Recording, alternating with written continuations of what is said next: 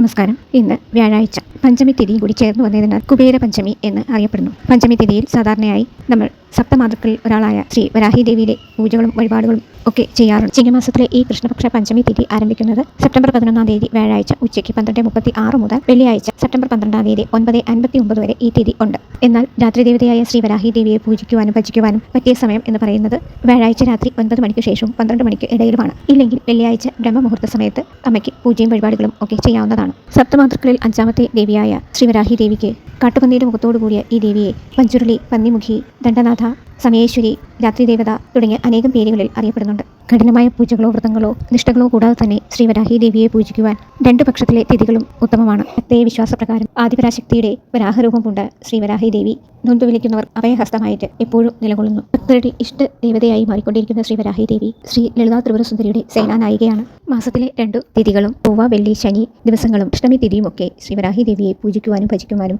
ഉത്തമമായ ദിവസങ്ങളാണ്. ആശ്രയിക്കുന്നവർക്ക് അഭയഹസ്തമായ വരാഹി ദേവിക്ക് പഞ്ചമി തിഥിയിൽ വളരെ എളിയ രീതിയിലുള്ള വഴിപാടുകൾ കഴിച്ചാൽ തന്നെ വളരെ മികച്ച ഫലങ്ങളാണ് നമുക്ക് ലഭിക്കുന്നത്. നിങ്ങൾ ആഗ്രഹിച്ച് ഏതൊരു കാര്യവും സാധിക്കുന്നതിനായിട്ട് അമ്മയ്ക്ക് 5 പഞ്ചമി തിഥികളിൽ തേങ്ങാദീപം തെളിയിക്കാവുന്നതാണ്. തേങ്ങാദീപം തെളിയിക്കുന്നതിനും മറ്റും വിശദമായി ഞാൻ പറഞ്ഞു മുൻപ് വീഡിയോകളിൽ ഇട്ടിട്ടുണ്ട്. അതിനായിട്ട് ഒരു തട്ട് അല്ലെങ്കിൽ ഒരു വാഴയിലയിൽ കുറച്ച് പച്ചരി വിതറിയിട്ട് അതിനു മേലെ ഒരു തേങ്ങ ഉടച്ച് അതിൽ നല്ലെണ്ണ ഒഴിച്ച് തിരിയിട്ട് വിളക്ക് തെളിയിക്കുക. ഭൂമിക്കടിയിൽ വിളയുന്ന ഏതൊരു കിഴങ്ങ് വർഗ്ഗങ്ങളും അമ്മയ്ക്ക് നേദിക്കാവുന്നതാണ്. അതുപോലെ ചുവന്ന പുഷ്പങ്ങൾ, ചെമ്പരത്തിയോ ചുവന്ന അരളിപ്പൂകളോ ചുവന്ന തെറ്റിപ്പൂക്കളോ ഒക്കെ അമ്മയ്ക്ക് പൂജിക്കാൻ എടുക്കാവുന്നതാണ്. ഇനി അടുത്തതായിട്ട് പറയുന്നത് വളരെയധികം നിങ്ങൾ ശ്രദ്ധിച്ചു കേൾക്കണം. അതായത് നിങ്ങൾ ഏതൊരാഗ്രഹവും നടക്കുവാനായിട്ടും അല്ലെങ്കിൽ ഇതുവരെ നിങ്ങൾ മനസ്സിൽ ആഗ്രഹിച്ച അതിയായിട്ട് ആഗ്രഹിച്ച കാര്യം ഇതുവരെ നടക്കാതിരിക്കുകയാണ് എന്ന വിഷമത്തിലിരിക്കുന്നവർക്ക് ഈ ഒരു പരിഹാരം ചെയ്ത് അമ്മയുടെ ഈ അതിശക്തിയാർന്ന മന്ത്രം, ബീജമന്ത്രം ജപിച്ചാൽ അത് നിങ്ങളുടെ ഏതൊരു നടക്കാത്ത ആഗ്രഹവും നടന്നു കിട്ടുന്നതാണ്. ഇത് ചെയ്യേണ്ടത് എങ്ങനെയാണെന്ന് ഈ ഒരു പഞ്ചമി തിഥിയിൽ ഈ ഒരു പരിഹാരം തുടങ്ങുകയാണെങ്കിൽ അടുത്ത പഞ്ചമി തിഥി വരെ പരിഹാരം ചെയ്യേണ്ടതാണ്. അടുത്ത പഞ്ചമി തിഥിക്കുള്ളിൽ തന്നെ അമ്മ അതിനൊരു വഴി കാണിച്ചു തരികയോ അല്ലെങ്കിൽ അത് നടത്തി തരികയോ ചെയ്യുന്നതാണ്. അതിനായിട്ട് വേണ്ടത് ഒരു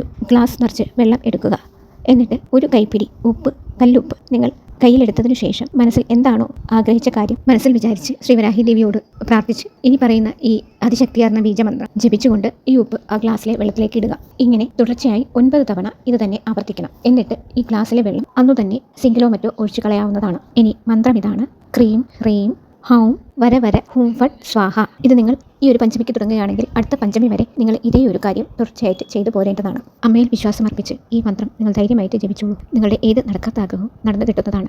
ഇനി സാമ്പത്തികപരമായ മുന്നേറ്റത്തിന് അമ്മയെ മനസ്സിൽ ധ്യാനിച്ച് ഈ ഒരു ഇലയിൽ അതിശക്തിയാർന്ന ഈ ഏഞ്ചൽ നമ്പർ ഒന്ന് എഴുതി നോക്കൂ. അതിനായിട്ട് നമ്മുടെയൊക്കെ വീട്ടുമുറ്റത്ത് കാണുന്ന ഒരേ ഒരു ഇലയാണ് കർപ്പൂരവല്ലി ഇല അഥവാ പനിക്കൂർക്ക ഇല എന്ന് പറയും. ആ ഒരു ഇല എടുത്ത് ഒരു പച്ച മഷിയുള്ള പേന കൊണ്ട് ഈ ഒരു നമ്പർ, അതായത് 620 എന്ന പവർഫുൾ ഏഞ്ചൽ നമ്പർ എഴുതി അതിന് തൊട്ട് താഴെയായിട്ട് ഈ ഒരു ഇൻഫിനിറ്റി സൈനും കൂടി ഇട്ടിട്ട് ഈ ഇല കയ്യിൽ വെച്ച് ശ്രീ വരാഹി ദേവിയെ നല്ലോണം മനസ്സിൽ പ്രാർത്ഥിച്ച് എല്ലാവിധ സാമ്പത്തിക ബുദ്ധിമുട്ടുകളും മാറ്റി തരണമേ എന്ന് പ്രാർത്ഥിച്ചുകൊണ്ട് ഈ ഇല നിങ്ങൾ പണം സൂക്ഷിക്കുന്ന എവിടെ വേണമെങ്കിലും സൂക്ഷിക്കാവുന്നതാണ്. അമ്മയെ വിശ്വസിച്ച് പ്രാർത്ഥിച്ച് നിങ്ങളുടെ പ്രയത്നം കൂടിയാകുമ്പോൾ അത് 100% മേലെ അമ്മയുടെ അനുഗ്രഹം ഉണ്ടാവുന്നതാണ്. ശ്രീ വരാഹി ദേവിയുടെ അനുഗ്രഹം എല്ലാവർക്കും ഉണ്ടാവട്ടെ എന്ന് പ്രാർത്ഥിച്ചു.